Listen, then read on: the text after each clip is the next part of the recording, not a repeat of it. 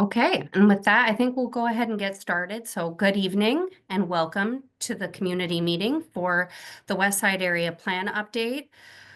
We appreciate your interest and your engagement in this planning process. Community engagement is absolutely critical and the most important part of our community planning efforts in the city.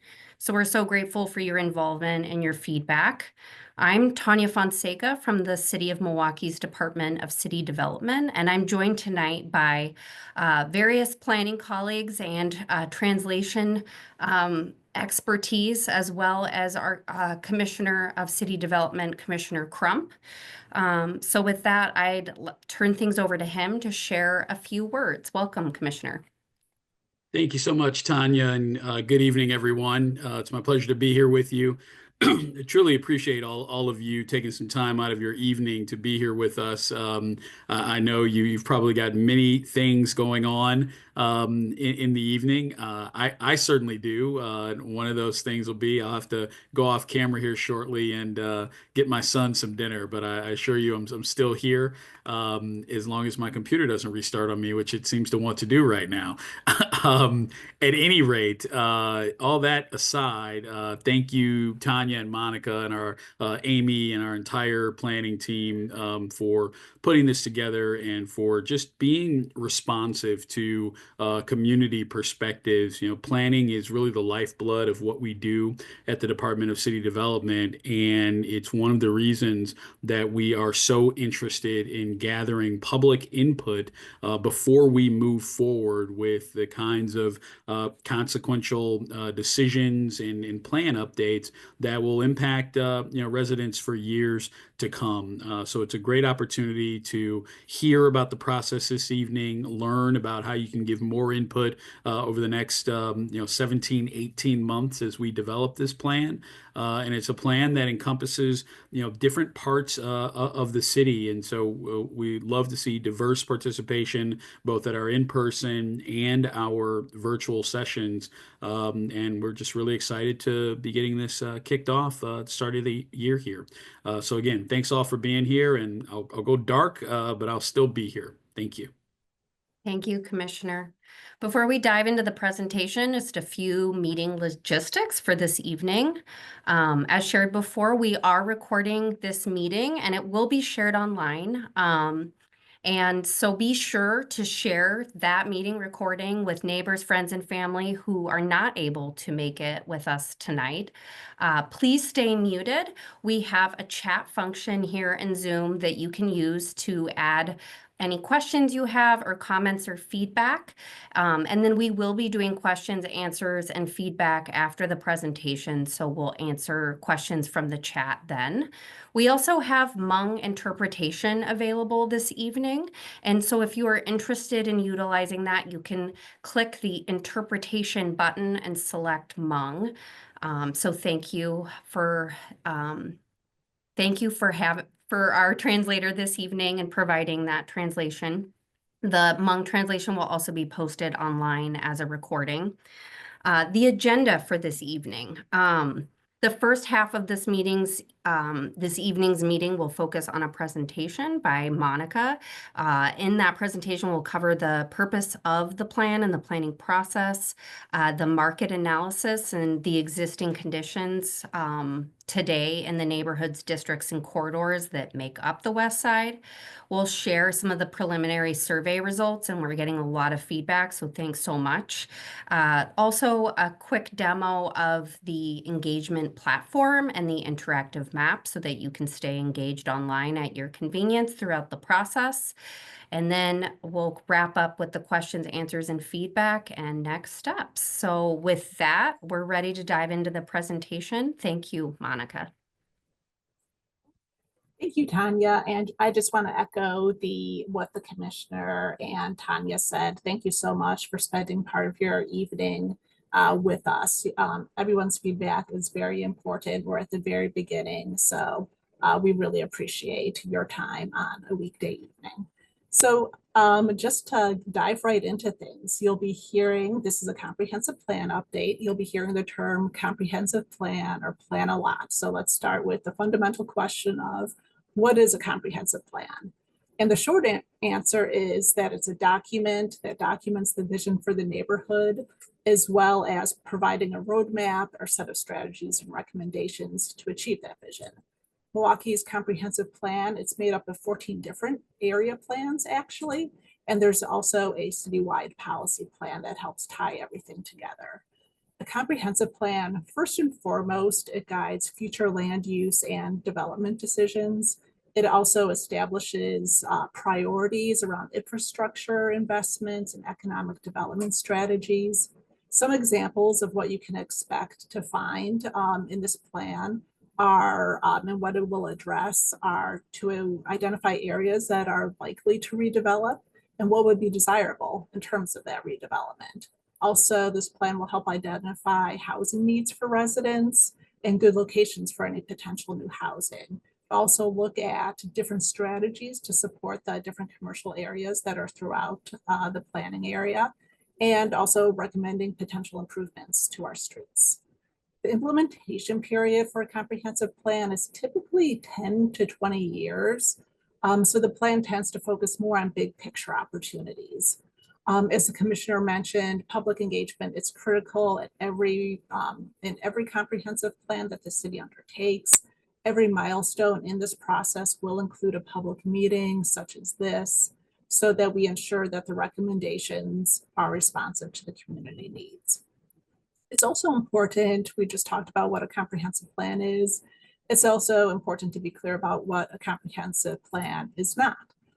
This is a city-led plan, so we'll be focusing primarily on things that the city has direct responsibility for.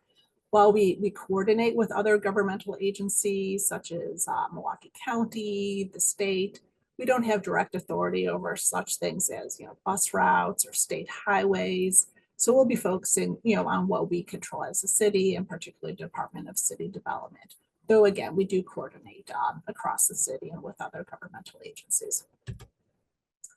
This slide shows the timeline for the planning process. We're at the very beginning of the planning process and what we call the visioning phase of the study. To date, we've been meeting with stakeholders such as neighborhood association, resident leaders, business improvement districts, and we've been hosting public meetings such as this. The goal of the stage is to gather data and talk with residents to better understand priorities and identify the key opportunities and challenges. This sets the stage for the next phase of the study, where we develop draft recommendations and ultimately produce the final document and recommendations that are then adopted by the Common Council. As part of this study, we are including a design charrette, and this will look at some of those key redevelopment sites that we have yet to identify, and we'll be looking in more detail.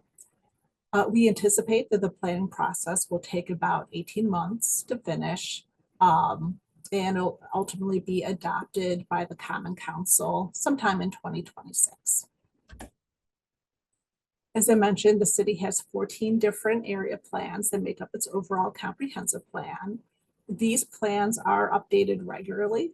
2009 was the last time that the West Side Plan was completed, and we know a lot has changed since then, from the housing crisis in 2008 to the pandemic, changes in the housing and retail market that have occurred, and the time has come, we need to update this plan to reflect those changing conditions. Some of the recommendations from the 2009 plan have been implemented. There's some photos on the screen from West Lawn to some redevelopment along some of the commercial corridors. But we'll also be upfront that some of the recommendations have not been implemented or achieved from 2009. And part of this plan is to look at whether those recommendations are still valid, or maybe we needed to look at a different strategy. I think the important thing to remember and to keep in mind is that we are not starting from scratch. We're building on past planning work that has been done in past achievements. The west side is a very large area. It stretches, as you can see from the map there, stretches from just south of I-94 north to Silver Spring Drive, Wauwatosa, West Allis, West Milwaukee form the western and southern boundaries. The eastern boundary, it varies quite a bit. It includes some of the streets like the Stadium Freeway, Fond du Lac Avenue, 35th Street for 51st Street. You can kind of see it goes a little bit in and out there. And the west side is a very dynamic area. It has some of the most important destinations in the Milwaukee area, such as that draw people in from all over. You have the Milwaukee County Zoo, American Family Field, the Veterans Affairs Center, the Pettit National Ice Center. There's universities like Mount Mary, Wisconsin Lutheran College, just to name a few. There's many more, and we've identified some of those amenities. There are more than 30 different neighborhoods within this plan area. There's many schools, many places of worship. So again, a very dynamic area that draws people in from all over the city, all over the region. The plan will include a market analysis. This is to better understand the different demographic and market trends facing the area. We're looking at this market analysis in a holistic way from a strength-based approach. We know that there are many commercial corridors within the plan area. There's also a lot of commercial areas just outside the study area that are in some of the surrounding suburbs. The market analysis, one of the key things it's going to do is identify where that retail is strongest. On the other hand, we also want to understand how we can bolster or even reimagine commercial areas where the market may be a little more challenging. As I mentioned, we're still in the middle of the market analysis, but we do have some baseline economic information to share. And there's a lot of positives to share. We pay attention to, as planners, to the demographic trends because they inform important things like what the housing demand is going to be, what housing needs are, what the demand is for retail and commercial services. We know based on some of the household income information that the west side is made up of working class and middle class neighborhoods. The population projection is expected to remain essentially unchanged in the coming years. And these kind of factors all point to a great degree of stability in the area, which is really great to see. That's definitely a positive. Where we do expect to see some changes in demographics moving forward is change in household size and composition. Households are trending smaller. There's going to be more households without children. And this could translate into, when you're thinking about housing needs, this could translate into demand for smaller housing units or housing units with fewer bedrooms, maybe a different range of amenities. We also see, this probably won't come as a surprise, but home values and rents are increasing.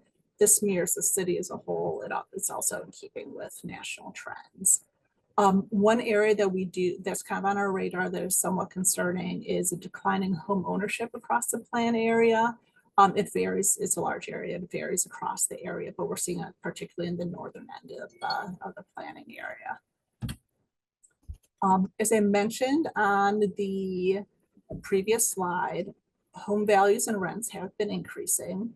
This chart shows increases in home values within the zip codes that make up the west side. The west side's upward trend, again, it mirrors the city and the metro area as a whole. And the reasons are complicated, but essentially there's a few reasons that we've seen this increase in home values. Primarily, there's a high demand for housing in the face of limited supply. Demographics, as I just mentioned, it plays an important role. For example, there's many baby boomers who are staying in their homes. That can be a positive or negative depending on what that person wants. At the same time, we see their kids, the millennial generation, now at a point in their lives that they may want to purchase a home. You have these two large generational groups.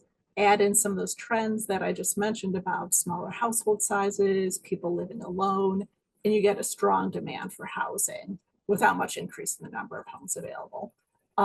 We see that the listings, home listings, rental listings, there's not a lot of inventory, and this is kind of a recipe for home prices to increase. So that got a little technical, but I think the key point here is like with this planning study, one of our goals is to make sure that everyone has housing options that meet their current needs, that meet the future needs of the area, we hope to develop strategies to further that. Similar, this shows the market rent for apartments in the area.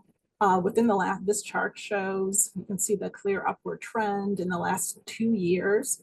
Rents on average have increased by over 25%.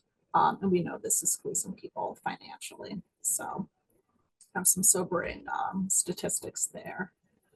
Going into housing, I know these maps are kind of small. We also will have these on the website. You can see on the map that's on the left that this kind of goes over, what is available, what is currently available, what kind of housing styles are available. Single family duplexes dominate the available housing stock. The light yellow on the map indicates single family homes, while the kind of peach orange color indicates duplexes. The blue and the green dots represent multifamily housing. Duplexes are common in some of the older neighborhoods, such as Washington Heights, Sherman Park, while single family homes it's more the norm in other parts of the plan area, particularly in the northern portion. 4-unit buildings are also very common, especially along streets like 76th Street, 92nd Street. There's not a lot of larger multifamily buildings. It's hard to make generalizations in an area that's this large, but most of the multifamily housing that we see in this plan area tends to be smaller scale. The map on the right is assessed values. Assessed values, they vary across the plan area. In general, there's been increases throughout the area, but we do see that higher assessments west and south of Appleton Avenue. Land use, as I mentioned, looking at the land use mix and what the future holds is one of the key purposes of the comprehensive plan. Land use provides, it's a way that we describe the activity that takes place on a land. For example, common land use descriptions include residential, commercial, parks, or industrial. By far, the most prevalent land use in the area after right-of-way, which is like the roads and streets. But after that, by far the most prevalent land use is residential, single family. It's nearly a third of the land use. This area, interestingly, also has a pretty high percentage of industrial uses. That's schools, churches, cemeteries, hospitals. I think it's over 10%, which is relatively large compared to the rest of the city. Where we do see commercial uses, it tends to be concentrated. That's the pink and red that you see on the map. That tends to be concentrated along some of the busier streets. You can see Capitol has, Capitol, for example, Blue Mound, Fleet Street, North Avenue, Center Street. There's relatively little industrial land in terms of manufacturing and industrial, where we do see that. It's in the gray and the black. It tends to be along State Street and then kind of south of I-94. In terms of zoning, I know the terms zoning and land use can often be used interchangeably, but there's some important distinctions. Every property in the city is assigned a zoning classification that regulates how it can be used. Zoning, it sets limits on the building size and the scale. And the purpose of the zoning is to promote the public health, safety, provide for orderly development in a community. As we see here, the residential zoning, it's in the area. The yellow that you see is mostly single family and 2-family, or single family, I should say, the lighter yellow. The orange color also represents a residential zoning district, but it's a different residential zoning district that allows for 2-family. So that's what we see predominantly in this area. And we'll evaluate the zoning to make sure that it will further the land use vision and the recommendations that come out of this planning study. As I mentioned at the beginning, we use this plan to identify and recommend improvements to the transportation network. There's, in terms of what the current conditions are, we see the positives. There's transit service. The map shows the colored lines show that there's transit service throughout the area. Sidewalks are nearly universal. This area also has the Connect One, which is the bus rapid transit service along Wisconsin and Blue Mound Avenue. There's also bike share available in portions of the area, mostly in the southern area, the plan area. While these are all positives, we know that there's still room for improvement. The major streets can be challenging. Sometimes they're unsafe for all modes of transportation, particularly for people walking and biking. The major streets also tend to divide neighborhoods from each other. And sometimes the streets, they're a chance to beautify and green up an area, whether that's having better medians or tree plantings. They're an important part of our public realm. This map, I just wanted to show a little, break the maps out. This shows where the bike facilities are in the area. The dotted orange lines show where there's bike lanes. There's a trail network within the area, most notably the Hank Aaron Trail on the southern end of the study area. This is just a map that shows a little more clearly where the transit is, and there's some high frequency bus service as well as regular bus service and the Connect One. Our DPW, Department of Public Works colleagues, they collect data on safety based on crashes. The map that you see on the right, we use the data, shows some of their analysis, and we use their analysis. We also use public input as an important way to identify problem areas. And your feedback does help prioritize future improvement projects. The map, this is what we call our high injury network. These are streets that have a high concentration of severe injuries or death. And we break it down by different modes of transportation, like pedestrian, bicycle, and auto accidents and crashes, because certain streets can be relatively dangerous for bicyclists, for example, but maybe not for motorists. Quite a few of the busier streets are on one or more of these high injury networks. Portions of Center Street, Burleigh Street, Capitol Drive, Hampton Avenue, Sherman Boulevard, 60th Street, Fond du Lac Avenue, and Appleton Avenue. They're all on the high injury network, portions of them at least. And some, like Capitol Drive, are on all three of those networks for pedestrian, bicycle, and auto. The DPW uses this data when they're determining which projects they're going to undertake. I do want to mention that some of these high injury networks are already being improved. For example, there's speed bumps that are being installed on Center Street. Sherman Boulevard is slated for a reconstruction with safety improvements in the near future. I've included a link. Our DPW department does have on a website that keeps track of all the projects if you're interested in what's coming for your neighborhood. It's nice to have it all in one place. So just to summarize, this planning study will help identify where some of those improvements need to go. We use both analysis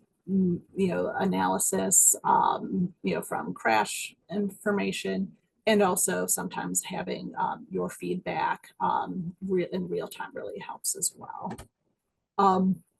We also, as part of this plan, do look at parks and open space. We saw from the survey results that residents value the park space in their neighborhood. Interestingly, at the in-person public meetings, we heard from a number of people who use the cemeteries to walk and enjoy nature, so that we know that people can enjoy the outdoors in a number of ways, not just in parks. But we do know that those are a huge part of how people enjoy their neighborhood. And our goal is to maintain at a minimum, and wherever possible to make improvements, Sometimes recreational needs change, and we want to make sure that we're able to make those improvements. One standard measure about park access is to measure a half mile, which is roughly a 15-minute walk distance from each park, and draw a circle around that to see, do people have parks nearby? And for the most part, our analysis shows that within this plan area, most people have a park nearby. But there are a few areas, you can see that in the hatched, the black and white hatched area, where there are not parks within about a 15-minute walk. In addition to this, we also know that being close to a park doesn't mean that you necessarily have good access. There are certain factors that might make it difficult to go to a park. For example, there might be a really busy or dangerous road. And also, it might be the park might not fit, what your recreational needs are. So these are things that we're also looking for feedback on. I should mention that the city maintains 2 of the parks within this area. The rest of the parks that you see are maintained by the county or MPS Rec. So again, we do coordinate with them as we prioritize our planning. We've had the online survey. I hope that each of you has had a chance to take it. It's been on our website since about mid-November, and we plan to keep it up there probably to about the end of February. So if you haven't had a chance, we can link it below. So please take it if you haven't. Just wanted to share some of the preliminary results from a few of the questions. We started with a basic one. Of the most important questions was, how do you feel about your neighborhood? So we asked people to rate how you feel about the following statement: I love my neighborhood. And the good news is that nearly 90% of people strongly agreed or somewhat agreed with that statement. You don't see a strongly disagree category on there because no one selected that option. So people like their neighborhood, and we'd love to see that.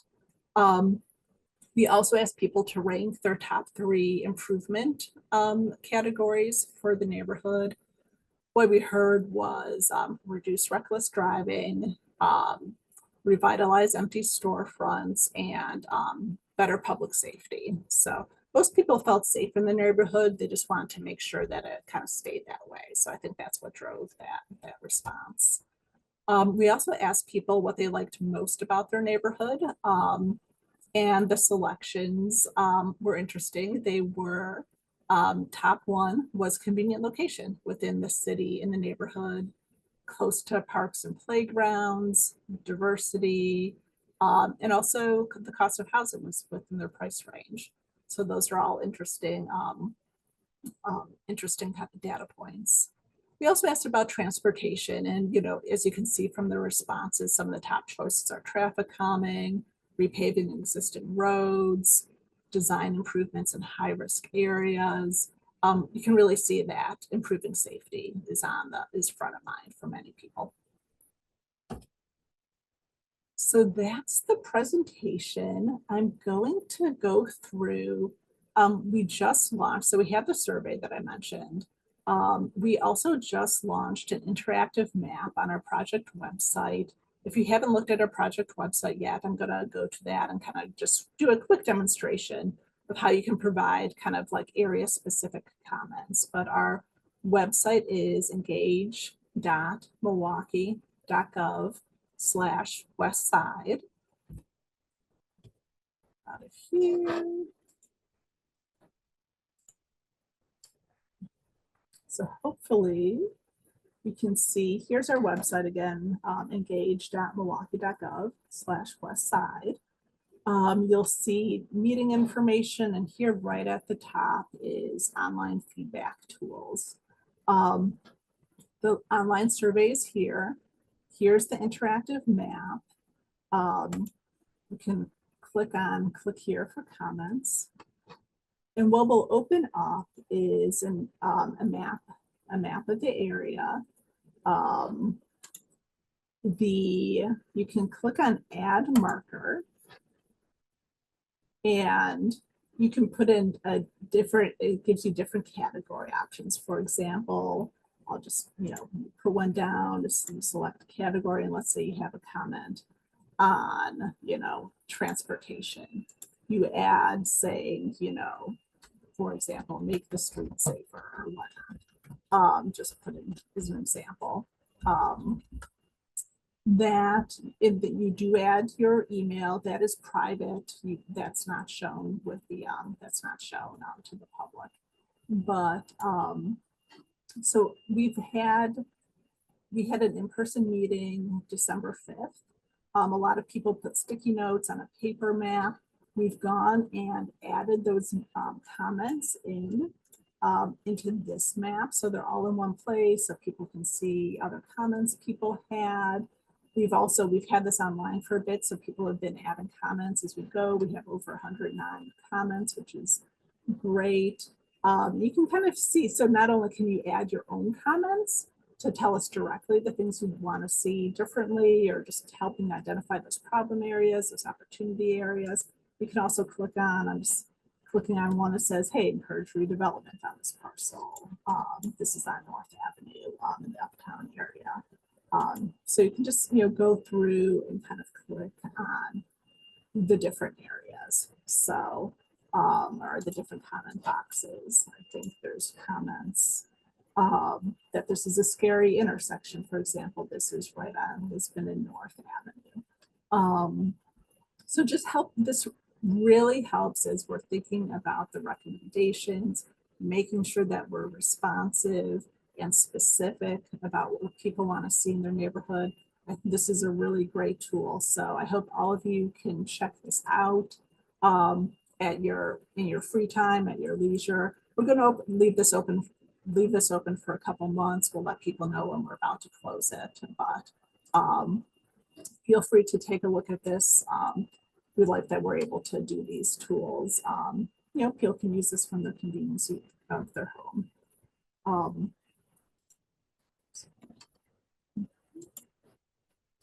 Then we're going to, I know there was a lot of information. I think we have time for some questions and answers, and I'll turn it back to Tanya. I know you've been, and Amy, you've been monitoring the chat, so thank you for that. Let us know if there's any questions we can answer. There aren't questions in the chat yet, but if you do have any questions, feel free to put them in the chat.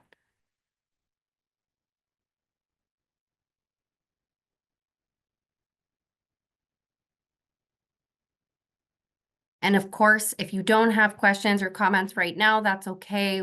We have the entire planning process for that. And, as Monica showed on the engagement platform, there'll be tools throughout the process, as well as the information from this meeting and future meetings, including these slides that you can check out, as well as contact information. So, anytime you have that possibility. I also wanted to mention the engagement platform works really great on a phone, which is convenient when you're walking around your neighborhood or you're riding the bus and things pop into your mind. You can, continue to add comments just at your convenience. Okay, great. We have a comment about specific feedback about a park. For instance, Lindsay, can that go into the website?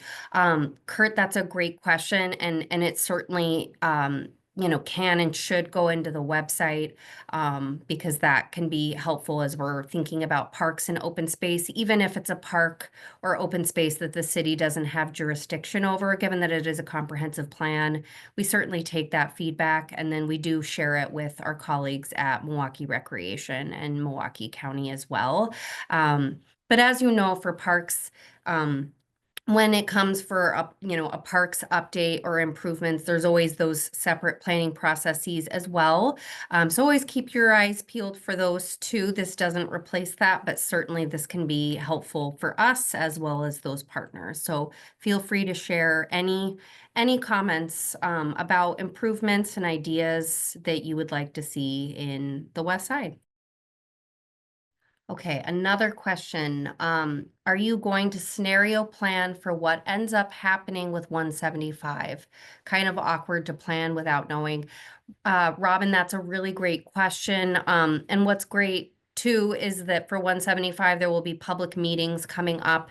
That study for 175 will be complete before the completion of this project.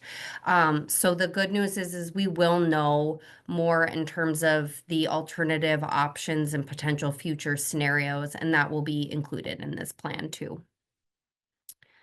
Another question is this preliminary research being done in conjunction with 175? And yes, absolutely it is. And Monica, can you remind me what the timeline is for public engagement again? Oh, the timeline for the Wisconsin 175. Yeah. Yeah, they're looking to have, I don't think they've set a firm date. It will be this spring, though. It is looking to wrap up fairly quickly. I know they're looking at dates, I believe, this spring, perhaps in April. And that will be their final meeting for that Reimagine 175. So they'll have kind of their final recommendation at that meeting. So I Thank hope everyone's plugged into that study because that is a very important study. And if not, we'll drop the project website into the chat. They also have an engagement platform, and that your community input on the project for that obviously, will filter into this project as well, because we'll be incorporating the recommendations from that study into this plan. Great questions. Anything else while we're here together? Thanks again for your questions so far too. We do have some frequently asked questions on the engagement platform, and we can certainly weave these in as well. Okay. Thank Okay. you, everyone. If there's no other questions or comments, just want to wrap up with how to stay engaged with this study. As you saw from the website, you can sign up for updates at engage.milwaukee.gov/westside. Sign up for updates. You'll be added to an email list. We also advertise via eNotify. Please take the online survey if you haven't already and add comments to the interactive map. And please do attend future community meetings. We'll have in-person and virtual options. I know it's very convenient, some of the virtual options, while we can feed our kids, do all those things. So we try to be make things convenient. If you have any other ideas for engagement that you'd like to see, different formats, please feel free to drop anything in the chat. Our contact information is on the website. If you have any questions after this meeting, feel free to reach out. So again, we thank you so much for taking the time out of your busy evening to spend some time and ask questions, provide feedback, and stay tuned. This is just the beginning of the study. So thank you. Thank you. And be sure to share this with neighbors, friends, family, coworkers that you think would be interested and weren't able to make it. The recording will be posted. So thanks again, everyone.